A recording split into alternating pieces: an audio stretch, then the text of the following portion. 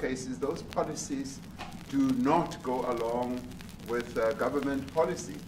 Our government policy is completely against what he was saying, even in the parliament. And they're a small minority party, which is allowed to exist in terms of our constitution. But you do allow them to take land. No. You do allow them to take land. Nobody can And then take when land. they take the land, they kill the white farmer. And when they kill the white farmer, nothing happens to them. No, there is Nothing happens to there them. is criminality in our country. People who do get killed, unfortunately, through criminal activity, are not only white people. Majority of them are black people. And we have now The farmers are black. The farmers are not black. I don't say that's good or bad, but the farmers are not black. And the people that are being killed in large numbers, and you saw all those grave sites, and those are people that loved ones going, I guess on a Sunday morning they told me, to pay respect to their loved ones that were killed. Their heads chopped off, they died violently.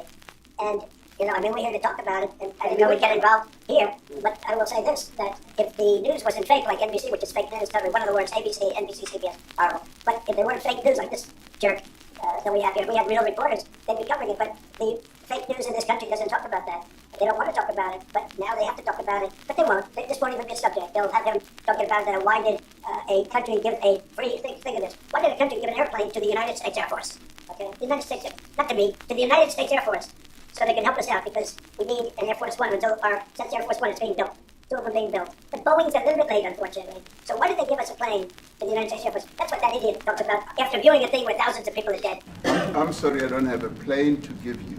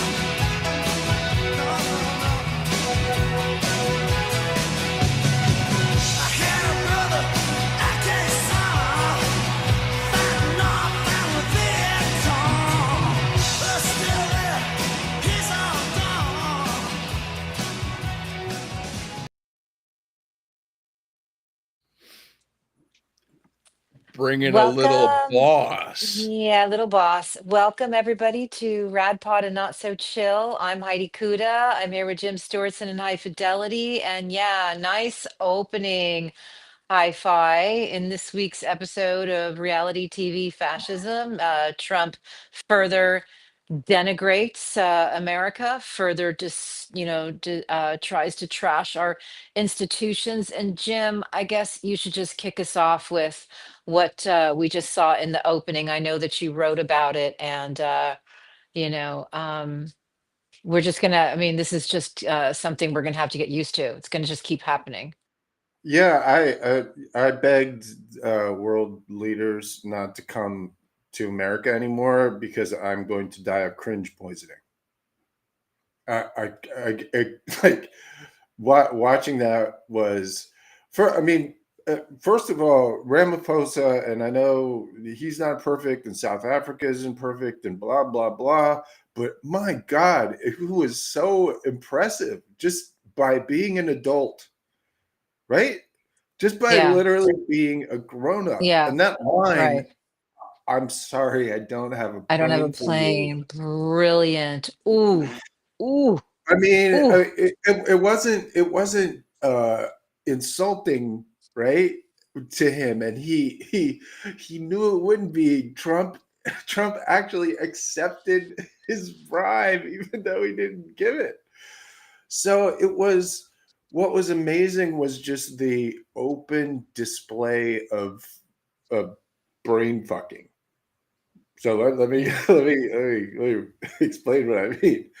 That was all Elon Musk and his minions brainwashing Donald Trump to think that there's white genocide in South Africa. But Trump never thought of South Africa in his life. He couldn't give a shit about South Africa. There's a couple things. South Africa, number one, is calling for an investigation into Israel, who is, Trump's friend. So there's that. But most of that hostility was purely from Elon Musk, who was standing behind the couch, like this, with his little Afrikaner face on, looking because and it's unclear exactly how much Elon Musk actually believes this shit, right? That there's a genocide versus, just trying to recreate apartheid. But Trump really does believe this stuff. Like, he really believes that vaccines cause autism. He believes the dumbest things because he's a very dumb, gullible old man. You didn't need to be brainwashed to be racist. He was racist from the beginning. His dad was John Birch Yeah. Society, all of that stuff, right? So it's Yeah. not like Lawsuits about Elon Musk had racist to practices. teach him to be racist, but he didn't know a thing about South Africa, much less a genocide, much less. Look, there's 40,000 farmers in South Africa. It is a tiny, tiny part of the population. And Black farmers are disproportionately victims of the crime that happens against farmers. There's a crime problem there. It is completely made up, based on one extremist, Julius Malema. If you need to look him up, who was kicked out of the African National Congress a decade ago because he was too extreme, and he was saying stuff like "kill a Boer" and whatnot. There's no systematic oppression. To the contrary, I will land this here. There 7% of the people in South Africa are white. 7%. They own 80% of the land. Yeah. No white people are persecuted over there. That's all put into Donald Trump's head.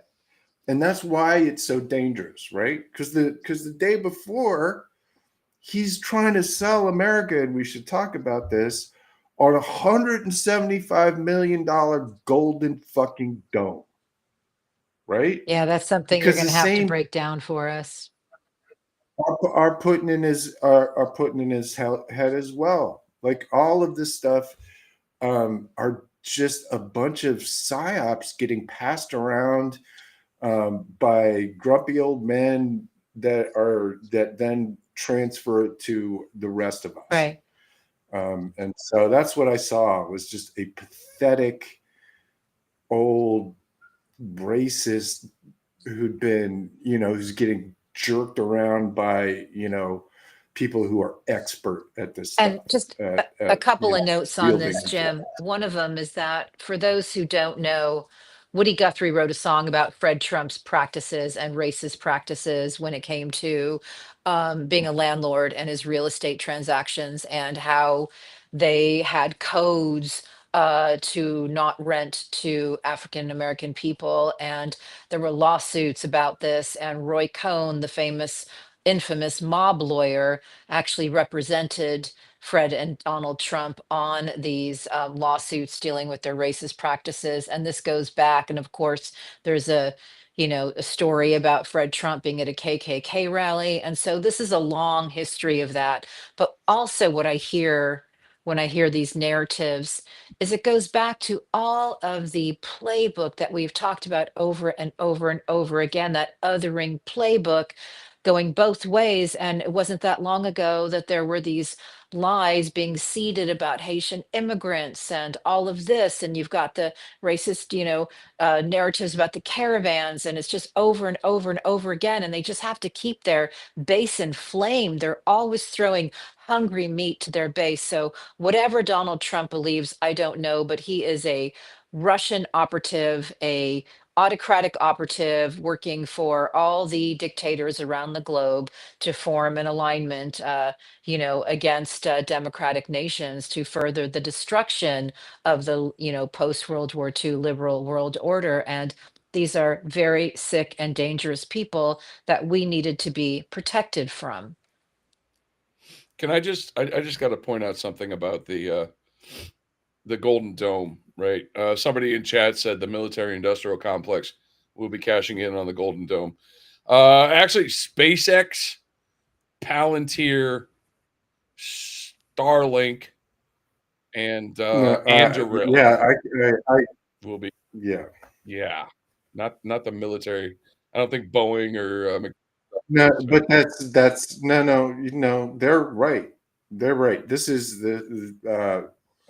what people need to understand is that the Golden Dome is the what Reagan did with Star Wars. Oh, stole taxpayer So money. hold on, for an impossible project, and all that did was blow up the Cold War with the Soviet Union, and almost got us fucking nuked in the 80s. And so what's happening now is a manufactured thing, an arms race in space that they are intentionally creating in order to fill the pockets of themselves. So what Trump said in the Oval Office, with a picture of literally the United States and a fucking dome on it, was that for $175 billion in the next 2.5 to 3 years, we're going to have a layered system of missile and laser space defense that will be able to pick ICBMs out of space. So all of the things involved there are fucking stupid. All of the things, meaning the number, the time frame, the logistics, and the reason to do it at all. Basically, this is an enormous boondoggle. And yes, it is going to fill the pockets of many, many contractors in the military industrial complex. But what was different about this meeting in the White House with Pete Hegseth was that it was all about Silicon Valley. They were talking. They were like, they asked, by the way, what are some companies who are going to benefit from this? And mumble, Silicon Valley, mumble. And then they did say Raytheon and Boeing, they're going to have lots of big parts of this. But then they kept going back to how this is going to be an AI dominated, tech dominated, fucking futuristic, like space thing that Yeah, is going to be done in 3 years for 175 billion. Yeah. No, like one Yeah. aircraft carrier is like Yeah. $15 billion. Yeah. It's insane. Yeah. It's totally insane. Right. By the way, hold on, I'm finished. One thing they're going to be doing with this dome is renting it. So what Trump said in the Oval Office basically was Canada's going to pay for it. Yeah. You got to go, if you go back and look at the tape, somebody asked him, well, how are we paying for this? Oh, it's all paid for. Don't worry. It's so easy to fund. Also, Canada wants into it, and it'll be just a minor, a minor extension. Canada's larger than the United States. In case anybody missed that part, it's not a small fucking thing. But he basically said, we'll negotiate pricing with them, meaning he expects that other people are going to pay the United States to have Nazi Skynet of over top of their countries. Yeah. It was the most preposterous, dumb, obvious scam I have ever seen in my life. To the tune of $175 billion. Excuse me, Jim. I need to remind you that Palantir just signed a contract with NATO. So if you don't think it's going to fucking happen, Palantir? Yes, they signed with NATO and with the UK. Yeah. And if in case you missed it, I just point one thing out to show you how stupid people are about Palantir and about technology in general. The UK just hired Palantir to do a whole bunch of defense stuff, as well as, and we had guests on, to take over the NHS, basically. And who's the person out of 70 million people in the United Kingdom that they chose to run their company in the UK? The grandson of the most infamous fascist in British fucking history, Oswald Mosley.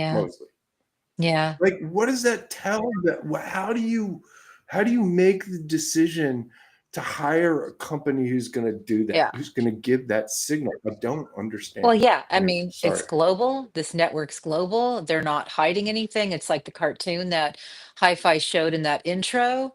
Nixon, I'm not a crook. Trump, I'm a crook. So what? I mean, that is literally the attitude. And when you talk about Canada paying for it, I'm sure it's just like I hear these narratives over and over again.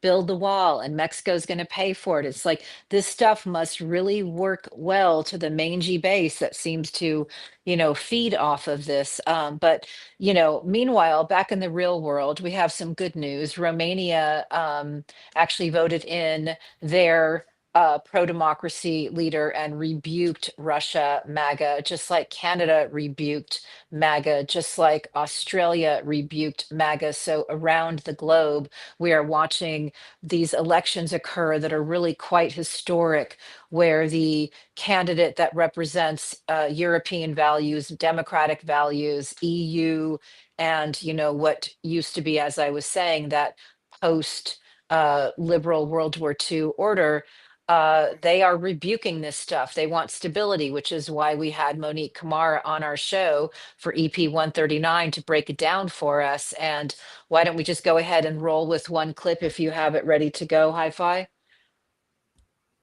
They managed to put together what is so surprising about all of this. They managed to get him over the line in a week's time. Okay, they mobilized, all right, his campaign mobilized a base of people who believe in the EU, believe in European values, democracy, and let's say have rejected all of the populism and sort of like the Trump brand, okay, that Simeon was bringing, the nationalist, and may I add, sort of like the communist nationalist base. There's one thing that's really important about this, let's say this election in particular, especially when we're going to be looking at other elections in Europe, is that there's a generational divide, okay, what is going on. You have an older population that was used to the sort of like nationalist and communist powers, older politicians who had been there forever and who had actually contributed to the corruption that's there and the system that was falling apart. So what young people and pro-European, that's what they mobilized. They managed, Heidi, to mobilize 2 million voters over what they had. So Simeon did not lose, okay, what he brought, what the voters that he had in the first round, because that's why Right. everybody was saying he was going to win. He did not gain more voters. Yeah, so mobilizing young people, getting it right in Romania. The interesting thing that she said, not while we were doing the interview, but afterwards, was that the Romanian and Georgian elections were very much the same. And the difference between them is the Georgian dream literally stole the election. And that did not happen in Romania. They put a spotlight on it, and they basically are kind of at the forefront of rebuking this Russian capturing of some of these countries that have worked very hard to have, you know, their democracies back after being under Soviet rule. There's a lot of that going on. And, you know, we're watching this revolution in Georgia, and we're just this whole thing that we've been talking about on our show for years. This is global. This is global every day. Yes, Jim. Sorry, I wasn't just. No, I was just couple of things. In my most recent column for Byline, I wrote about all how the real leaders of the free world are Eastern European women. And I invite everybody to read that either at Betty Dangerous or at Byline Supplement, where it ran on Monday. Because it's really freaking important that we understand that our minds are being dominated by these images of these quote unquote strongmen of Trump and Putin and Trump and Musk and Putin and Trump, where there are women who are actually doing the hard work in their countries of trying to not only continue to be democratic, but to get democracies back or expose the corruption that's happening within their countries. And so I invite everybody to look at that, because if we actually saw these women in the news all the time, maybe instead of having this negative shit being imprinted on our psyche every single day or every single hour of every single day, we might actually have a, you know, different view and different ideals. But anyway, that's where my head's Um, at. I just interviewed Stephen Douglas, who we've talked to before, from Distant Folklore and Decoding Trolls. And he says these guys are actually living in a distant folklore galaxy. They create these distant folklore galaxies and try to put other people and the rest of the world in them. And I thought that was a very, really helpful framework for viewing this stuff. um, yeah, I love Stephen. But another place that I think we've seen this same pushback, and it's needed, was in the Catholic Church. I know that there are some people who don't want to, you know, see that as any sort of political thing, and I'm not going to say it's a political thing, but I do think it's like a spiritual thing, right? It's like I you know, I really think, you know, the collective over there was like, this is pretty heavy, and I think we should not go down that road. You know, to what extent, who knows? But I do believe that that was a factor. As an example, I just literally published an article about Hegseth, who is trying to push a version of Christianity that I think the Catholic Church is trying to resist, it appears. And so Hegseth had, first of all, he had a prayer, a Christian prayer and worship service in the Pentagon. Invited all of the Pentagon employees to it, encouraged them to invite their people to it, and then pledged to the laws of God and to King Jesus in his speech. And he brought with him, now that's bad enough. So in case you missed it, separation of church and state is the whole reason. That's why we're here all in America, because we had the Church of England. The Church of England, we forget this all the time. America was ruled by a goddamn church. And the founders were like, fuck this. And then they did people fought and died for that shit. Anywho, Brooks Pottinger, Pottiger, sorry. Pottiger is his name. Cute little Chudley with a beard is Pete Hegseth's pastor who went to the fucking Pentagon. And this guy is a reconstructionist in the mold of Rushduni and people like this. So if you're not aware, this is the old school dominionist, like hardcore crowd that literally believes there's no government necessary. What are you talking about? We have the Old Testament. That's literally what they do all day long on their YouTube channels and on their based podcasts and shit, is try to explain how when the Bible says that women must talk to their husbands before they talk to anybody else about any topic, that they have to do that. That's literally what you're supposed to do. That you're supposed to put literally put a wall around the top roof of your house so you don't fall off because God says so in the Bible. These people are fucking crazy. And they think women are subservient, are below, are less than men. And this asshole is in our Pentagon that we're paying $850 billion a year for, that this little mutt is trying to fucking run. And he's in here talking about how he is here to serve King Jesus. The fuck you are. You're in there to serve the Constitution. You had a whole oath about it. You said it out loud. You probably put your hand on the Bible. That's where the Bible goes, under. You can believe that shit if you want. It goes under your oath. So anyway, there's a lot of this this absolute bullshit going around in the United States. Yeah. And I think a lot of people, the Zelensky thing was like, Europe was like, oh yeah, he really is crazy, right? And I think this one with Ramaphosa was a whole other, awakened a whole other set of people.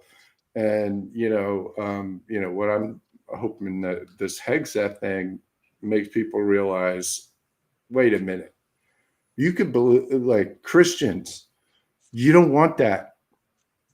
You do not want that, right? Like that is not what any of us signed up for. Anyway, Well, that's my two things on that note, maybe three. One is that when you talk about, the Pope and politics, first of all, everything is political. And when he met with Zelensky as the first world leader that he met with, I thought that was I told JD Vance to stand by. profoundly important. That was profoundly important in my mind. It's good.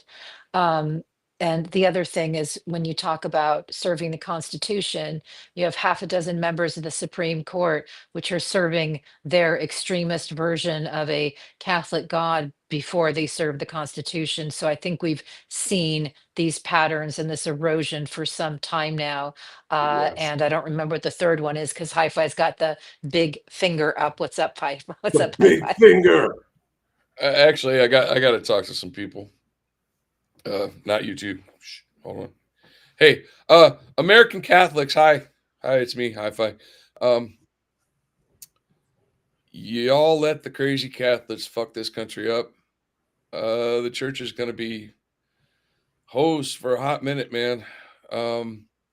It's time we start cleaning up our own. I don't know what it's going to take. Maybe we need some new American bishops and cardinals because what we got going now is not doing well for this country and it needs to stop. And I think Leo's going to let us all know that real quick. So anyway, that's all. Back to the show. Just a Yeah, little Catholic moment from Hi-Fi. We got an American Pope. That's pretty good. Yes, well, Jim. yeah, I mean, Leo, I retweeted the Pope just straight out because the Pope was like, yo, Israel, what's happening in Gaza is fucked up. Stop. People, like, what are you doing? Like, women and children are dying all over the place. Stop. And okay, good. That's unequivocal. It is unequivocal, that he met with Zelensky. And by the way, I forgot the best part. The Leo straight up said to Opus Dei, you thought Francis was on your ass. Oh, you ain't seen nothing, motherfuckers. Really, like Gareth Gore, who we had on the show, and I'm a huge fan of because he's really been on this He's story. metal. Was like, oh, that gif where everybody goes, ooh. You can almost see him do that when he got a load of what the Pope seemed to be saying around the Vatican about Opus Dei, which is that no, guys, we're done with that.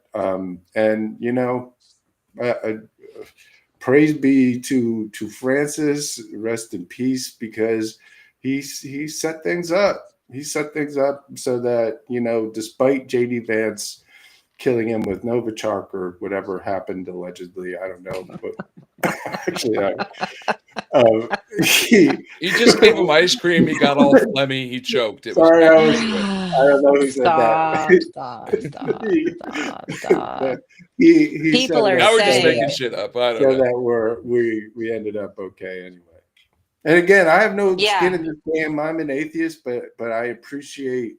Oh man, religion it's for what it all is such a and the big fact. deal. It's such a big deal. The story I'm Yeah. working on now, I mean, you guys saw the story breaking about the Russian NGO that has been financing all the legal fees for all their various spies around the world and how they've been seeding, propaganda and anti-Ukrainian narratives. And my question is, at this point, with America having succumbed to this, why would any country continue to allow these Russian orgs, NGOs, church, everything we know early on was infiltrated by the KGB, which was given piles of money to go ahead and start infecting the West. And interestingly, Monique talks about that in the interview. So many countries still want this war to be over, mostly because they want to go back and do business with Russia. Why would you want to do that when they've proven to be destroying the fabric of every democracy with anything that they touch? Why would you want to do that? I just don't understand why there's such a lack of will to actually do anything to protect citizens from a country that is a fascist terrorist state that is actually, mind war is their number one export. Like, I just don't get it. Anyway, that is one of the things It's that I'm going to be asking. Yes, Jim. they're compromised. Yeah. They're compromised by Yeah. not just and I don't mean just like, you know, the Lindsey Graham tapes or whatever it is that everybody expects, Yeah. right? Like This all lady of does. them have for years been on the wrong side of these issues and been you know, peddling an influence that benefits the fucking Russians. They're in it. They're deep in it, whether, you know, they like it or not. They know that if you know, the pendulum swings the other way and we Yeah. start to really prosecute people or look at, you know, the fact that we have let this foreign government effectively take over, right? Yeah. That they're fucked. And so you know, that's part of how influence works and how ultimately it tightens its grip is, you Yeah. know, people get too deep. They get too deep and they know that if, you know, if it turns the other way, it's not going to go well for them. And, you know, I Yeah. think like we've got a lot of that in addition to, you know, just I see your finger, Jesus Christ. I know. No, I'm seeing the finger. Let's you know, There's something fidelity in there. its This finger. has been bugging me. Like This it's has getting been bugging closer. I'm me. like, This has been bugging me since it happened. Everybody's like, "Oh, he filibustered 25 hours." Yes, and then he voted for Charles fucking Kushner yeah, to be that the soured me on ambassador to Booker. France. Yeah, if people don't know, and I knew about Booker, and you know, he was very chummy with the Israel lobby and whatnot. But if you missed it the other day, Charles Kushner, father of Jared, Charles Kushner Felon. was a Felon. felon who set up his Felon. own brother-in-law to Sister. cheat on. Yeah. I can Yeah. set up his Yeah. own brother-in-law to cheat on his sister, right? Yeah. And then showed the sister the tapes, and then went to jail for it. This sleazy Shabbat mafia like scumbag somehow has his little claws all up in Cory Booker. Cory Booker has been known to be friends with Jared Kushner in the past, etc. Whatever you know, you don't want to, you know, tar people based on who they know, but when you vote, when you're the only Democrat in the entire Senate to vote for this psycho, sleazy, fucking con man to be ambassador to France, then you're telling on yourself, bro. And everything you do is sus from now on. It's just My like, proper wow, response is man. If you're gonna be that corrupt, at least hide it a little better. Because Jesus. Yeah. There's just lines in the sand that cannot be crossed anymore. And I don't know what. I Yes, wrote a go whole ahead, article Jim. saying, Cory, you fucking go, bro. That's awesome. You know, it's Yeah. sort of meaningless or whatever. It didn't actually do I just anything, remember but getting yelled at for calling it Felt good. performative. Anyway, hey, I want to point something out. When you talk performative. about Everything lines to be performative. crossed, can we talk about this line being crossed? This right here. I don't know what that you're gonna have. Okay, Ken, so the leader of the you can't put Georgian up like opposition, the what? leader of the Georgian opposition party, the people who are protesting the stolen election in Georgia, he was supposed to go before Parliament, and he did not go before Parliament. And now they're like, well, we're going to arrest him. And he's like, your whole Parliament is illegitimate. This is a sham. It's a joke. He's calling it out rightly, as he should. And yet I don't see any Democrats. It's a sub-state of the Russian Empire. Yeah. I mean, that unfortunately, that's not news, right? I mean, not unlike Georgia, America now, which, you know, how soon. It's interesting. The judge in one of the immigration cases, they were flying some men from Asia, different Asian countries, to Sudan. Sudan. Yeah, and the judge said he's going to arrest the pilots of the plane. So that's interesting. Maybe you can't get the people giving the orders, but you can get the people carrying them out.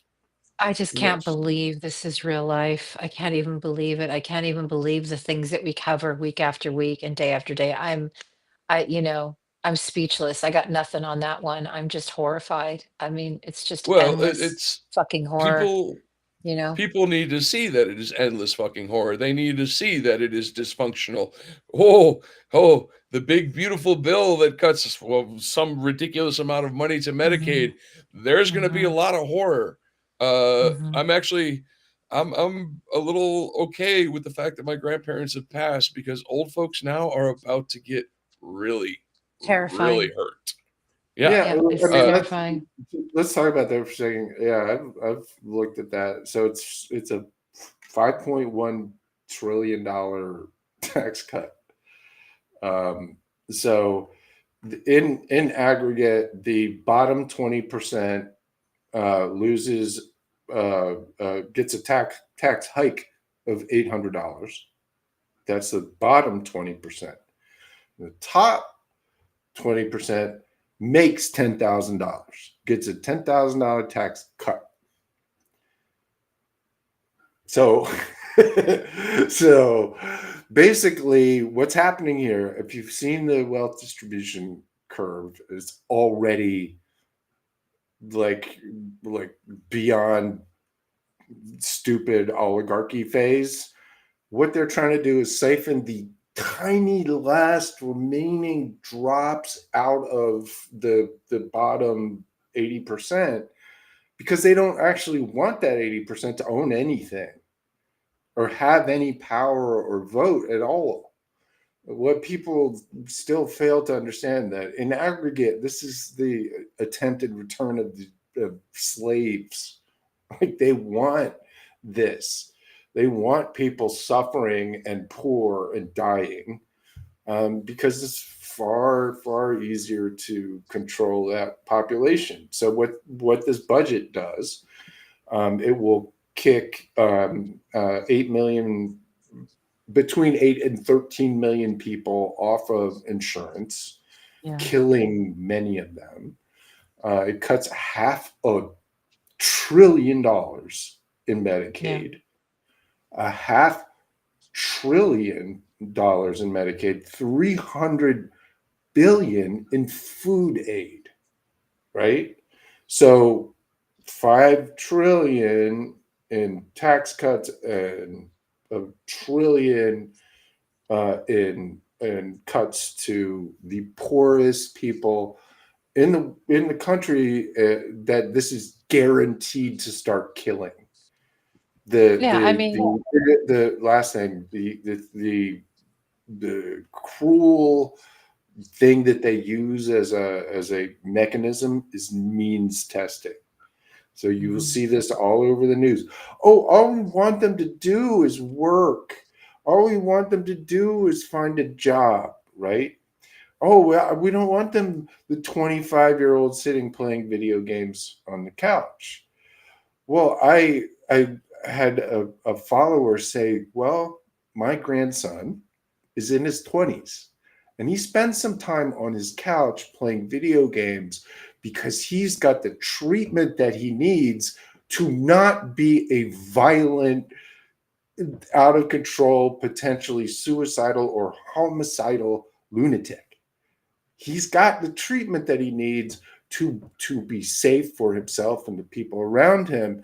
And these guys are going to try and make him work.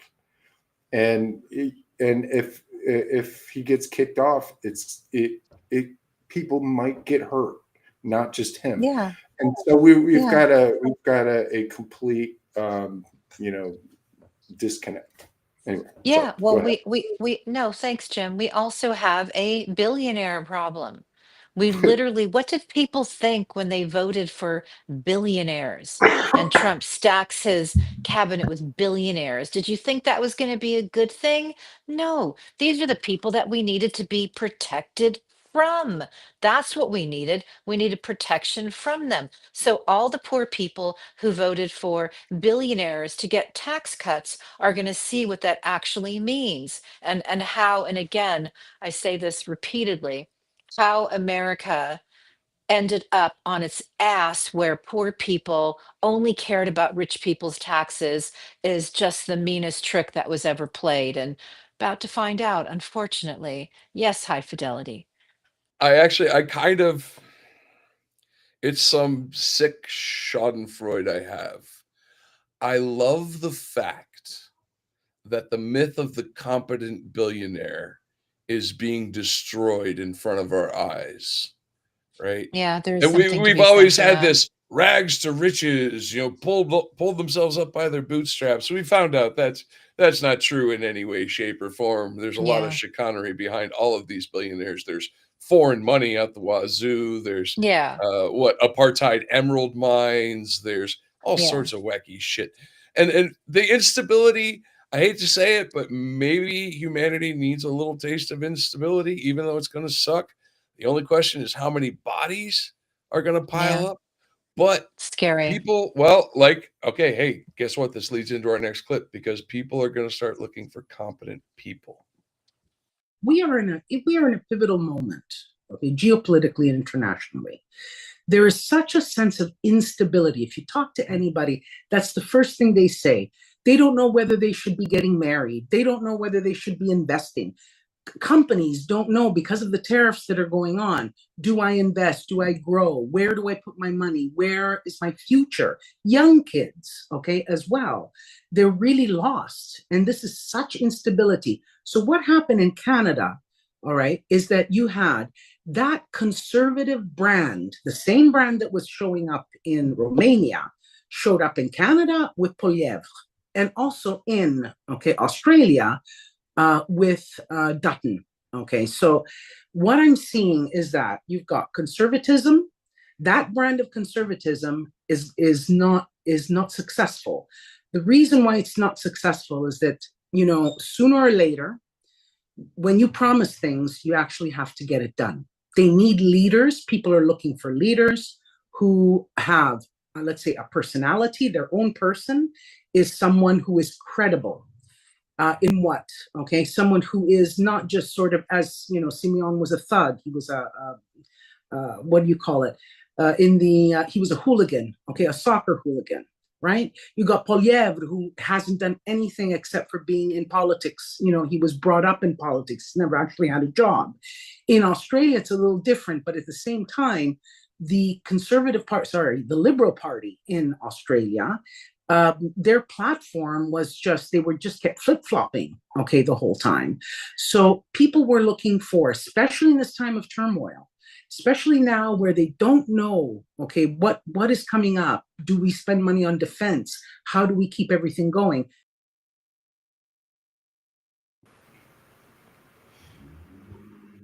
Yeah, capable people, which is, go ahead. I was just gonna say, like, so that's Elon Musk's whole thing, right? Is technocracy and oh, you got to put the smart people with the high IQs, in there. These people are so dumb. They really are not smart at all, and it's I really do think that there is something to what if I said that, we're going to start understanding that what we've done here in terms of our sort of financial system. I will say again, capitalism is not a financial philosophy.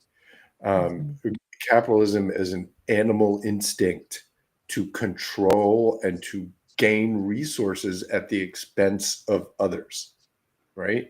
Yeah. Our job as a society is to say, oh, okay, we understand, okay, thunder, hold your horses. We have some rules here. get in the starting We have block. some guidelines. Fucking put your little outfit on, and get in line with everybody else and wait for the goddamn beep. Yeah. Like everybody else, and that is the fundamental problem that we've got here, is that we've allowed this sort of animal instinct to gather and Yeah. collect everything that you can, no matter who it hurts. We've allowed that to become the sort of dominant paradigm of our society. So somebody once told me that part of our problem is we sort the sociopaths and the psychopaths to the top. I That said would be that. Jim Stewartson. Oh, was that you? Oh, Yeah. So it's interesting because being a I know smart that ass. nearly a Anyway. decade ago, when I started writing about Trump and what I knew about him and what I knew about his fraudulent business practices, etc. I'd interviewed victims of various schemes that he was related to. But one of the things that really, just as a woman of a certain age who remembered the 80s, I hated that whole greed is good. I hated that whole thing. I just did not want the return of all that, the return of the patriarchy. He was using the vocabulary of misogyny in his speeches, and I didn't want any of that, never expecting it to be like this thing on steroids now. And I believe a lot of that is due to technofascism. And one thing I was thinking about today is, we know from all the things that have occurred in the last 50 years that the fossil fuel industry was never looking out for our health, our well-being, the benefit of the communities that they were in. We know of all the scandals that have occurred. We know the same thing with the tobacco industry. So I'm not sure why anybody thought that the tech industry was going to be so good to us and good for democracy. No, it needs to be looked at like the fossil fuel industry, like tobacco, like all of it. It is bad for our health. It needed regulation. I don't know what the future is going to be like, but it cannot continue like this. These are destructive tools that are just walking us off the cliff into, worse than feudalism. They changed. So I wrote about this in my article. So Hexeth and a lot of these guys, they have this Christian God as their sort of savior. Elon Musk and these guys have replaced all of that with themselves, right? They both want people to think of them as a god, and they see themselves as a god. They see themselves as the thing that they project. And not to get pop psychology, but I promise you this is the case. The reason they see themselves as gods is because if they look in the mirror, they know they hate what they see there already. Every single one of these messianic narcissists, every one of them to a person, hates themselves and was brought up in a traumatic situation where that hate was transformed into hate against others and ruthlessness and psychopathy. So you got Elon Musk, who literally thinks he is God, and he thinks that because if somebody turns that delusion off, he knows he's stuck with a dumb, limp dick little boar that has absolutely no value whatsoever. Yeah, I'm looking at this and reading the chat and just, looking at people. I mean, I wrote something earlier about defunding the oligarchy. It's like, defund the oligarchy. Try to wean yourself off their products. Try to wean yourself off of Amazon, all of that. Anybody who was standing next to Trump at the inauguration, those tech bros, see if you can try to dial down your use of their products. I don't see any other way we can really have meaningful impact without hurting their bottom line, because clearly that's exactly what they are all about is power and money, greed, Uh, etc. Yes, Jim. I just wanted to say on that point, Elon Musk made a tour, and the feckless media picked it up about how he's going to do less donating, campaign donations in the future. The media bought it hook, line, and sinker. And you know when that was happening? It was happening 2 days before the meeting in the Oval Office, where Trump tried to give Yeah. away $175 billion to Elon Musk, Yeah. SpaceX, Peter Thiel, Palantir, Anduril, all those companies I was talking about before. That Yeah. it all comes down. We've It all we've comes seen down all to this. We've seen all this Oh, hi, before. thanks for checking in. I'm still a piece of garbage. Well done. pretty good, Well pretty good, done. High pretty good. fidelity. Well done. A little Yeah, late. no, we've seen it all before. I'm The high, man. puff pieces on Mr. Teal regrets.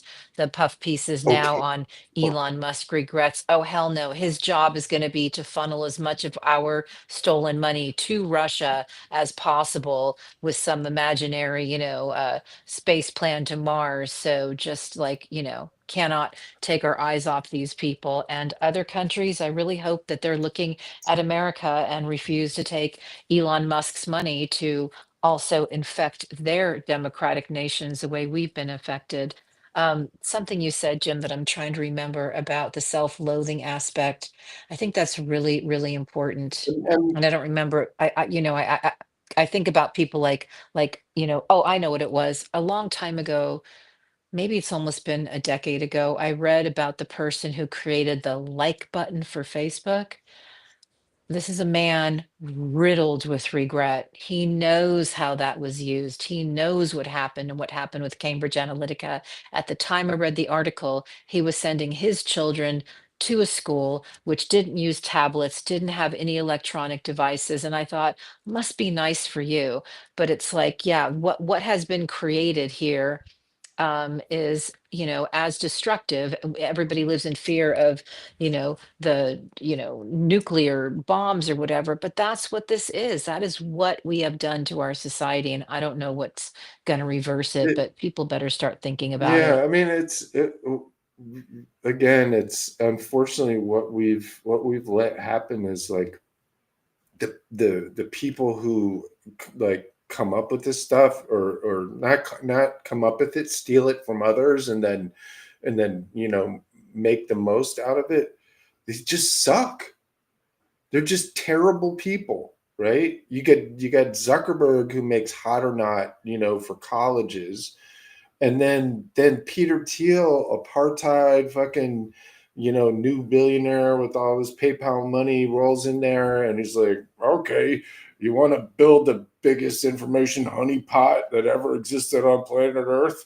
I'll give you a few $1 billion from the Russians, and you psyop America. I mean, that's a It's those not are that fucking hard. It's not that fucking. these And are the here's a good people. thing. Here's a good thing. It leads into clip 3 because, well, here. Oh, good. So my biggest question is, uh, are people starting to see the hand of Russia behind these candidates in Europe? Definitely, definitely. They're starting to see that the information, and even let's just put it this way: there is a section, a portion of the population that do.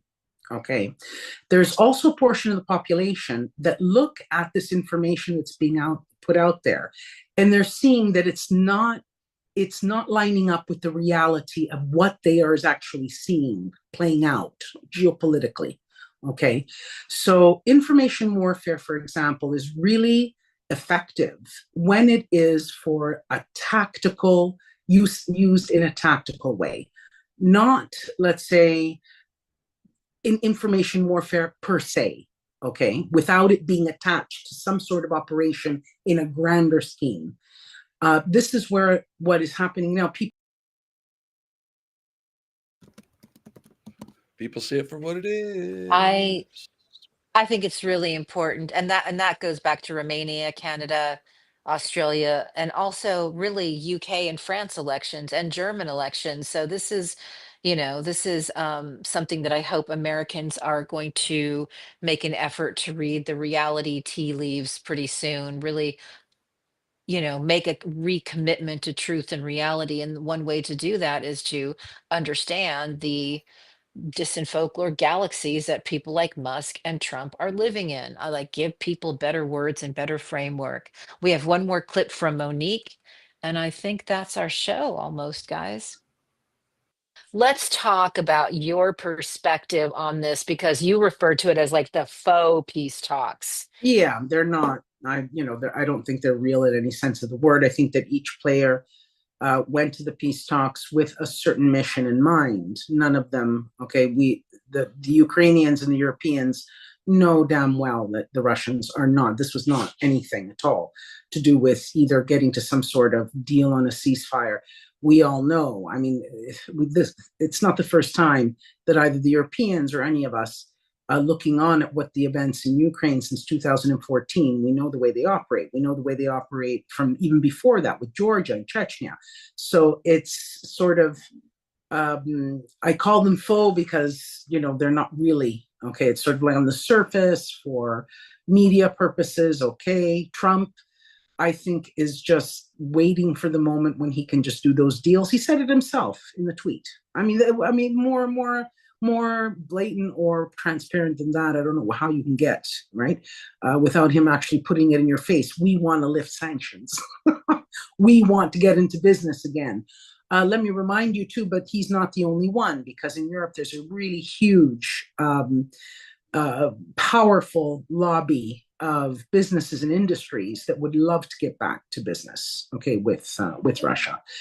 Here in Italy, in our little country, the foreign minister had a meeting with Russian businesses, Italian businesses that are operating in Russia, and they were begging him to, set the conditions so that they could get back to work. So this is something that, I think is.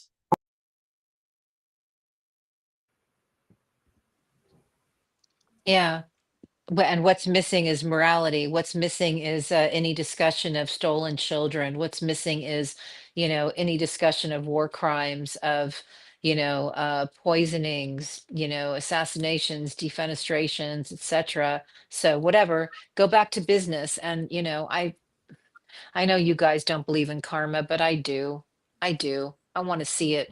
I want to see an end to the tyranny of this type of evil greed. Well, I'll give you the next step, Heidi. Here's the next step. We're never going back to business as usual. We have to go back to doing business a hell of a lot better and more ethically than we have been. But it's not going to be business as usual while the fascists are in power anywhere. So let's make it even more not business as usual. Let's make it. Let's increase the chaos. I mean, it's going to be summertime. Who wants to go to DC? Come on, people. There's got to be at least a few All hundred right, all thousand. right. Hi-Fi will be Anyway, there. Hi-Fi will be there. I'll be there. Hi-Fi will be there. Anyway, Hi-Fi will be there. all I'm saying Dump is, Amazon. Dump Amazon. Dump Facebook. Dump WhatsApp. yeah, Wean yourself off of X. I have. I'm barely there anymore. It's not good for my mental health, So and they suppress journalists anyway. So figure out new ways to move right. forward. Stay Oh, connected. that reminds me. But Before we sign off, you can find Heidi at bettydangerous.com. You can find Jim at mind-war.com. You can find me at that bastard hi-fi on Substack. And yeah, let's just keep it. Let's just make it even more business, not as usual. Anyway, have a good one, folks.